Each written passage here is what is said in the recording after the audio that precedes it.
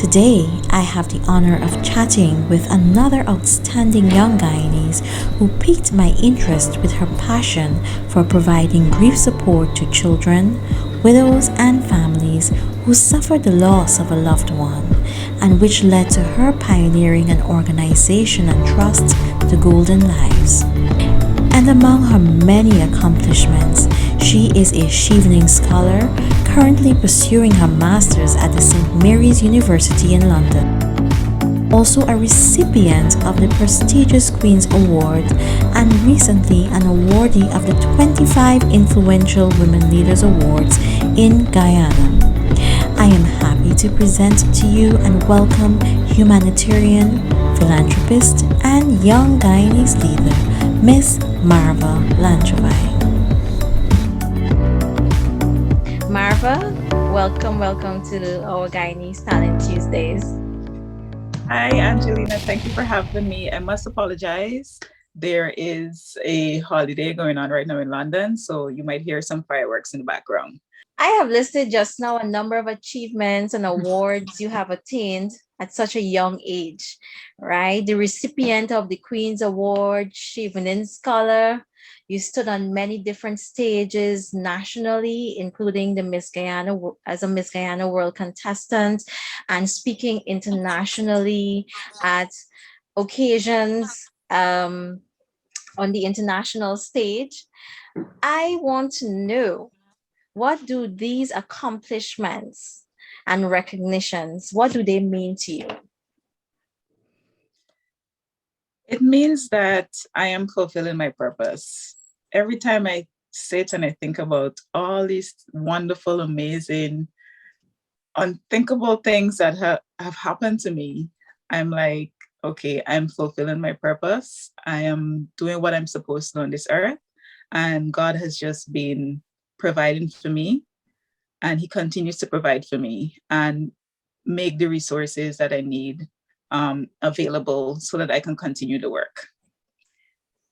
Beautiful. I love that perspective because you know you're living out what it is that you're called to do, and then you're doing it with all your heart and your passion and following your passion. And let's go into the grief support. This is what we want to talk about in depth. And your nonprofit organization, the Golden Lives. I understand that this come about. In one sense, you were shattered by the death of one of your dear friends who lost her battle with cancer and left her two young sons. And you decided to go beyond just feeling sorry and praying to providing substantial support to these children in their time of grief. So, what motivated you to go beyond the norm to tend to the welfare of these two boys in such an unusual way?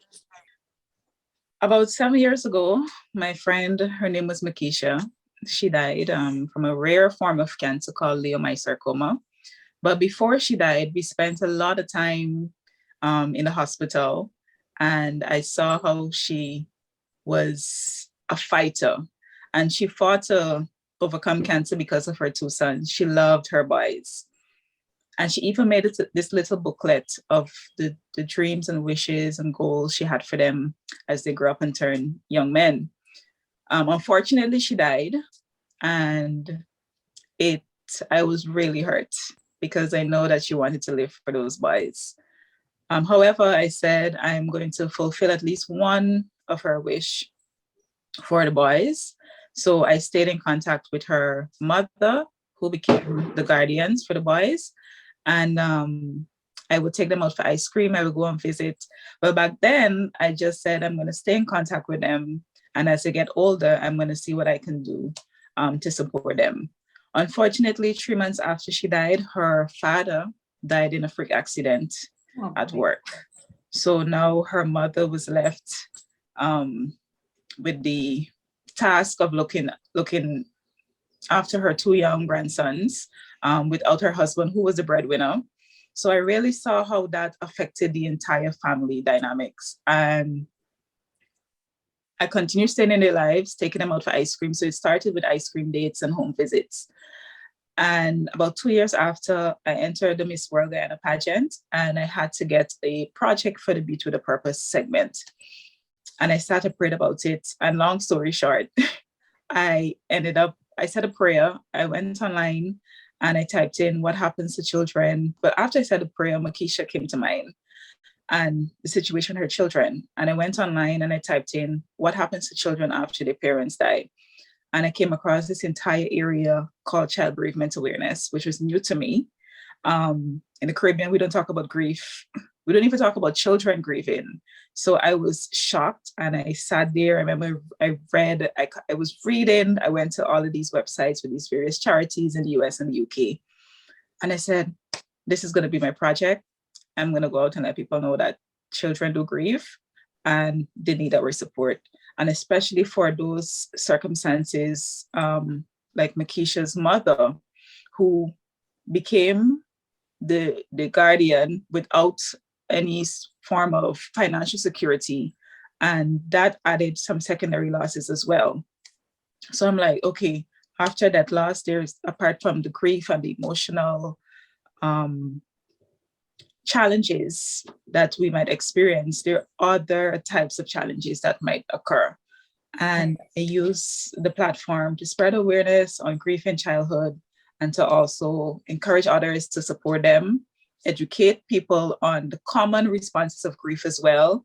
And it was more of like a preventative type of approach so that persons don't fall into depression or fall into such a dark place where they cannot come out of as a result of their death loss. So that's where it all began. And I won the Beauty with a Purpose award for my project. And after pageanters, I just continued doing the work. I started working with more and more families and until I formalized the organization. Right. It's amazing. Well, congratulations on your award as with Beauty with a Purpose. And it's amazing though how a situation can really catapult us into, our purpose. And I want to say that is a commendable move that you made, and you have it's a commendable disposition that is worthy of recognition, because I haven't heard of anything such as this, dealing with grief and grief support and so forth. And so I must commend you for that. And how important is grief support? And how, as a people or community, can we do our bit, especially in this time where so much loss of loved ones are being experienced? Grief is already an overwhelming experience. It's filled with so many emotions. Some people might feel angry. Some people might feel extremely sad. Some people might be in denial. They might be in shock. So grief is just one of those feelings where a whole host of feelings come together in one. And it can be overwhelming at times. And also, we must also take into consideration the relationship that someone might have had with the person who would have died. But I specifically deal with bereavement. So that is grief after death loss. But there are also other types of losses, I must say, like loss of relationship, loss of a job, migrating, all of these things. And it affects us emotionally and physically. And they're common symptoms. Yeah, not symptoms, they're common emotional reactions associated with grief. Yeah. And it can feel overwhelming, can lose appetite, you can lose weight, you might have sleepless nights, you might cry a lot. All of these things are normal grief reactions. But apart from the grief support, I also advocate for grief education, because I believe if people know that, okay, this is what to expect, even though when you're in the situation, it hits you, right? But having the previous knowledge that, okay, these things might happen and it's normal, and not to freak out and not to just stay in a place where, you don't want to get up and find various coping mechanisms to move forward with your grief. That's why I feel grief support and grief education is so, so important. As I said, I like to have a preventative approach to people developing mental illness, because those who would have been bereaved, especially teenagers, they're higher risk of getting depression than their non-bereaved peers, because it's really a tough experience. No one likes to lose anything.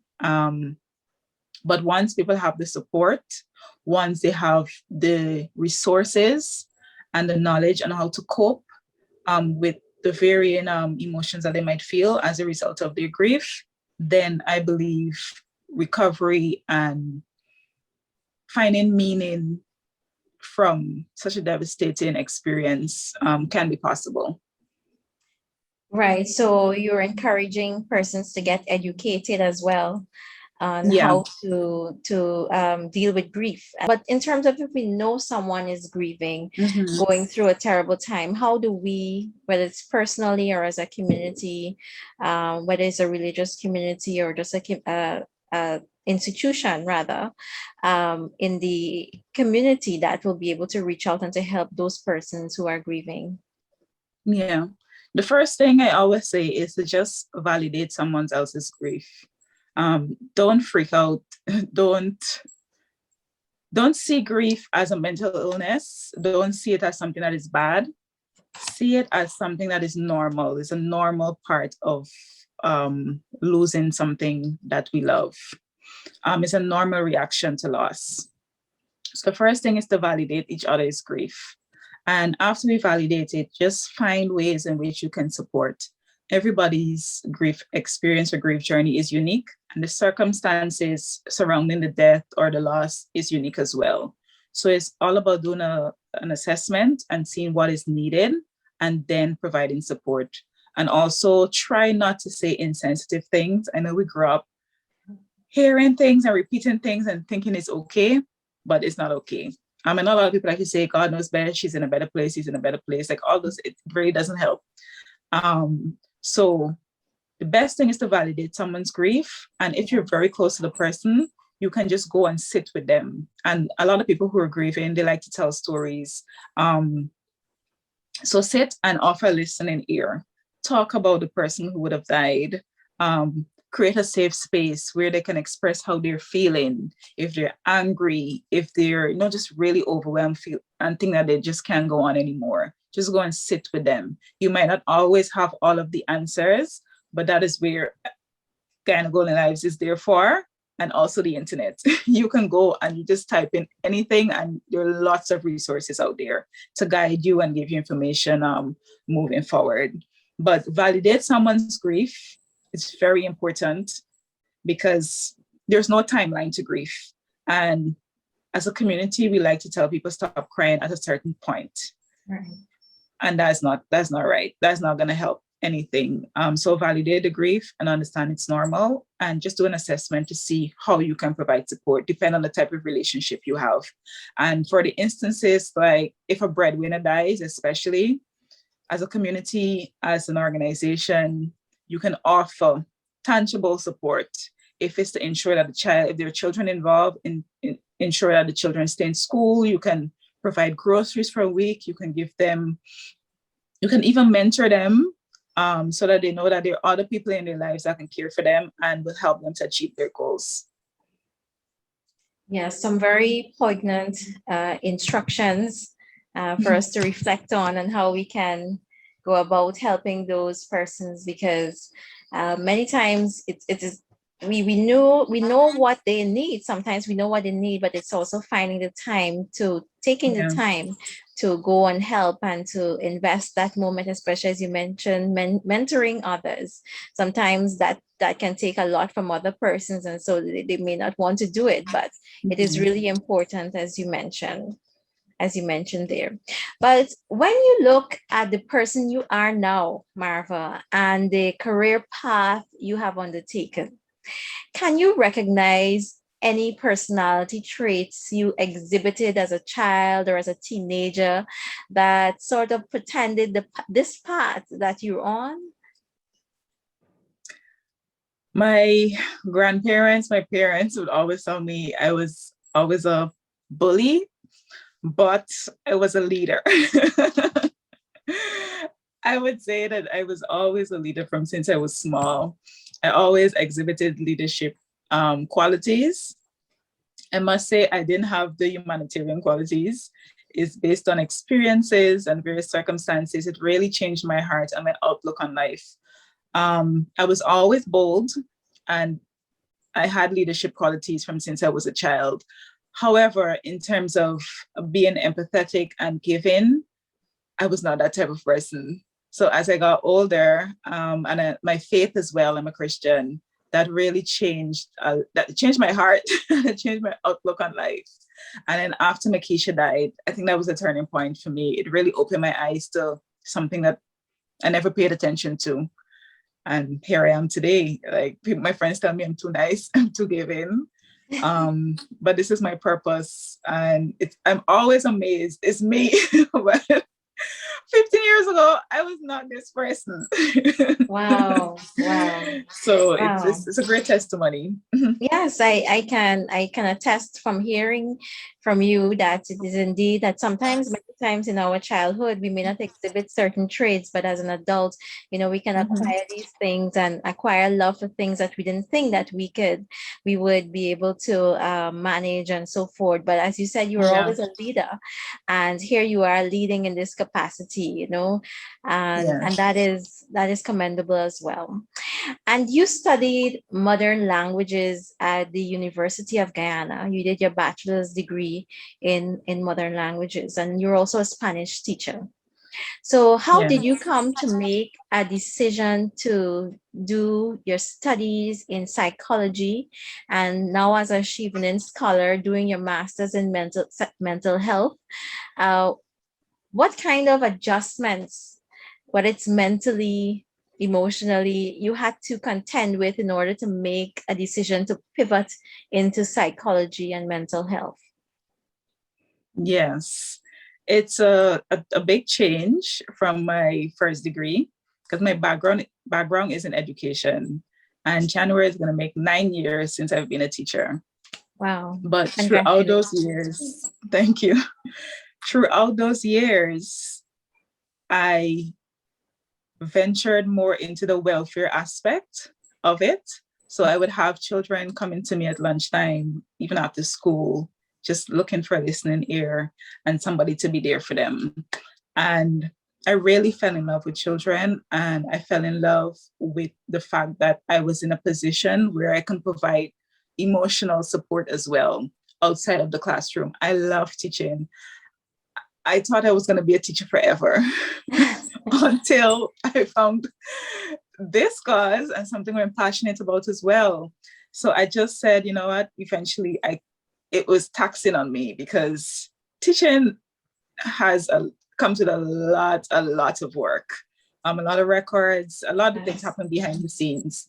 So I found that having to prepare lesson plans and also be there emotionally for students eventually, well, I can handle it now, but eventually it's gonna not be something is gonna suffer. Right. So, and then I started the grief work and my NGO, and I said, I'm really passionate about this and I want to get the skills and the knowledge and the training to eventually become a grief counselor. So I decided to do my master's in psychology so that I can transition into that field. So in the future, probably 5 years from now, I can do my full-time grief work as a grief counselor and running my NGO. And also hopefully work along with the Ministry of Education, where I can provide welfare support to the students. So that is how In I ended schools. up here. Yeah. Yeah. Okay. And so you were comfortable in making that transition because this is your passion. Yes. Yes. And I it's my passion. I know it's needed. So I just hope that I can encourage others to go along this path as well, because I don't want to be doing it alone forever. We need Yes. more human resources. We need more professionals trained in psychology and the mental health field, Mhm. because there is a need for it in Guyana. And I always said, as a teacher, I could have the most excellent lesson plan, and I can go into the classroom and teach. And if I have students who are grieving, who are hungry, who are abused, they won't learn anything. So That we really is, need to tend to the emotional and psychological well-being of our students before we even start to fund all of these educational projects, because many of our students have issues and they don't know who to turn to. mm, So we need more training for teachers, and we can't put all of the burden on teachers as well. So we need guidance counselors and other mental health professionals that can assist in that area. well, I can tell you from listening and as you speak, it is really, and I reflect, it is really needed and necessary, Mhm. um, a necessary tool in schools for teachers or the guidance counselors to be able to have some training in this field to in Mhm. order to help children. And I think this is Yes. just an amazing endeavor, and I hope that all that you desire for this area especially will come to fruition. And but tell us, who is Marva Langevine, apart from the philanthropist and humanitarian Yeah. person, and your achievements, of course. Yes. As I mentioned before, I'm a teacher. I feel sometimes I don't talk a lot about that part of me. People just see me doing all this grief work. But I am a teacher. And as I said, I love teaching. I'm a Spanish teacher. I never thought I was going to be a Spanish teacher. But when I went to college, the panel convinced me to choose Spanish as my major. And then I went on to do my degree in it as well. But I consider myself to be a fun teacher. I hope my students feel the same. I love multisensory teaching, so I love to engage all the various senses to ensure that the students are learning. Um, I am also a big hugger. I love to give hugs. The pandemic has kind of halted that, but I'm a hugger and I just love adventure. I love hanging out with my friends. I love going out, I love going on trips, road trips.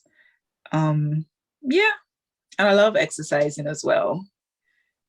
So apart from the whole professional side of me, I consider myself to be a very fun and loving person. Yeah, that is definitely something I can see when I peruse your Facebook page. All right.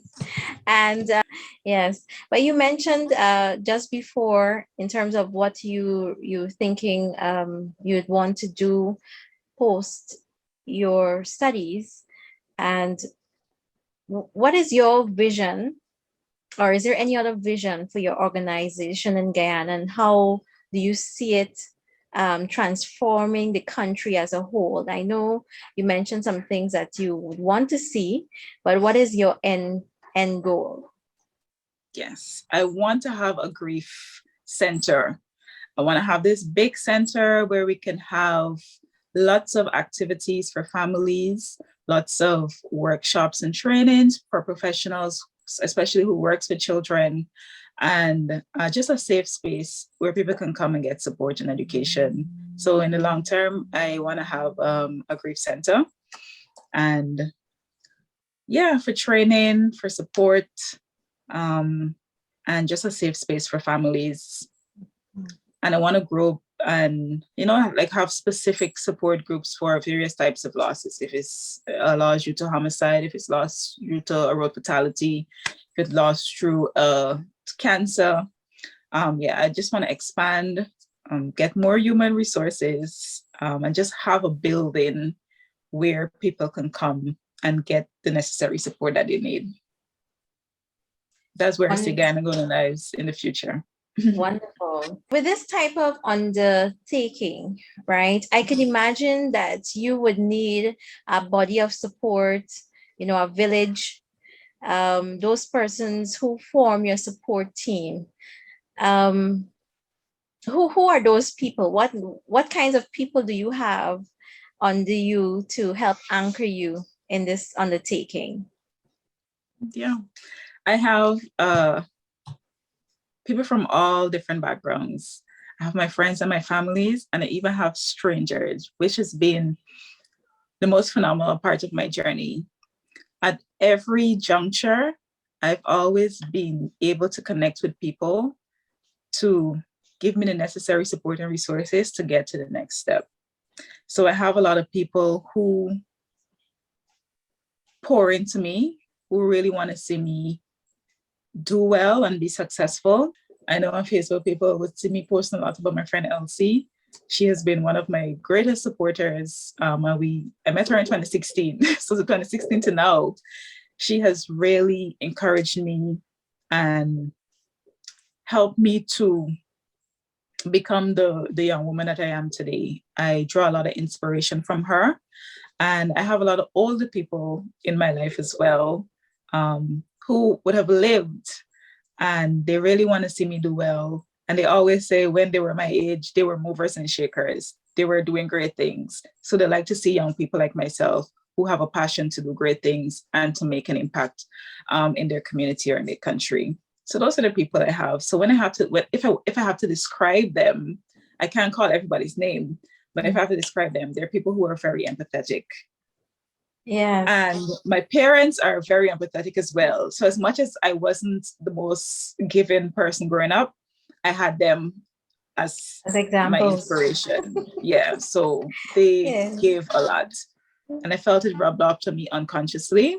So when I was in a Yes. position where I'm like, okay, this is the person I am now, it was easy for me to, give of myself, of my time, and of my resources. That's beautiful. There are people who admire you as a person and what you do. For the person who is inspired to go the humanitarian path for their career, what would you advise them to do or where to start and what to expect in this line of work? Yeah. First advice is to just start. You have to muster up the courage. It takes a lot of courage, I must say. It takes a lot of courage to do this because when so many people are focused on getting rich and acquiring all these material things, very few people are dedicating their time and their energy to a cause that is going to really impact the lives of other people. So just start like me. I started, do your research. Google was my best friend. I found a lot of resources online and it really gave me the strength or and the courage to take that step to do something.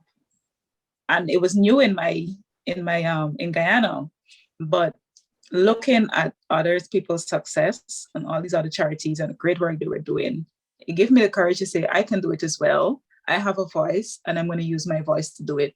So take the step, do your research, believe in yourself, um, use your voice. You don't have to be perfect. You don't have to be the best speaker. You don't have to even have the loudest voice. You don't even have to have all the resources. I started with $0 and a lot of faith, and I accomplished so much. So don't wait for anything to be perfect. Just start. It's challenging because, as I said, even to get an audience, people to listen to you about important issues that have affected people around, it can be very difficult at times, but don't stop speaking. And in 2016, when I had the platform in the Miss World pageant, I started talking then and I haven't stopped talking. Even when I feel like people aren't listening to me, I haven't stopped talking. I continue to raise awareness. And as I raise awareness, I do what I can to gather resources to provide tangible support as well. Very good. Thank you for that. And you mentioned your parents, they were a form of inspiration. Is there any one person that you would look up to, that you would draw your inspiration or your motivation to continue doing what you're doing? I was as a person because all the people in my space, I love all of them. And they inspire me in so many different ways. They're amazing. I would just use a scripture. I would just say there's this particular scripture that really inspires me to keep going. And it's James 1:27, which says, true religion is being there for the fatherless and widows in their time of affliction. So that is my inspiration. That is what I keep at the back of my head. And to remind me that the work that I'm doing is important and it's pleasing to God. And He's going to provide the resources for me. So that scripture is my inspiration to continue going. What is on the horizon for you upon completion of your master's in London? I'll be returning home to continue the work of Guyana Golden Lives organization, to expand the work of Guyana Golden Lives organization, and to also continue along the path where I can eventually become qualified as a grief counselor. Right now I'm a grief advocate, I'm a grief supporter, but I want to have the qualifications to be a grief counselor to really provide the psychological support to the families that need it. And I'm going back to teach as well. What's my choice? I'm Yes, going to be that's teaching part of your love. until, yes, I'm going to be teaching until I'm in a position where I can fully transition into being the head Grief. of my NGO and doing that full time and as a grief counselor. I'm really excited to return home, but during my time here, I'm going to try to volunteer with child bereavement charities here in the UK, see how they run their charity, see what I can learn from them, what parts of their programs that I can adopt with GGLO as well. Yes. And in this field of work, just like therapists and counselors and medical doctors, this can become overwhelming, and you have to tend to your own mental health in order to preserve your energy, to continue to do what you must do. So how do you unwind? How do you put things in perspective? What is it that you do? I exercise. I sleep a lot. People may not believe it, but I have one cousin, my favorite cousin, Tricia. She would tell you, I like to sleep. It was like, where do you get time to sleep and do all these things? But I sleep and I exercise. I must say, when I started the work, I was burnt out because I was teaching, I was at university, I was in a pageant, I was doing all these projects, and it took a toll on me mentally and emotionally. And I got out of that place by exercising, resting, and eating well. So I'm still learning how to meal plan and eat properly, but I try to find time to meal prep and to ensure that I am eating healthy.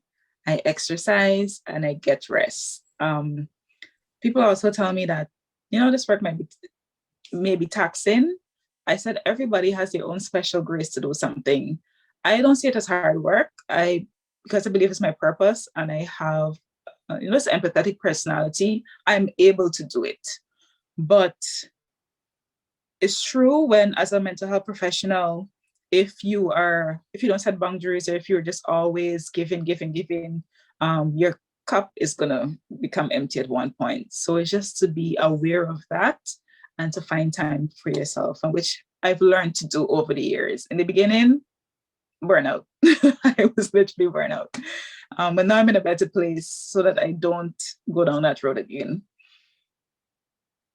Yes. It's good to take your own advice. Yeah.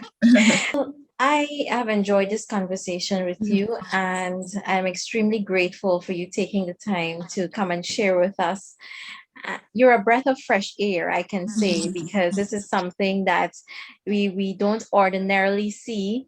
This is a topic that we don't normally hear being talked about a lot, especially in Guyana. So thank you so much for being here and sharing with us such poignant points, yet ones that we can apply to our own lives.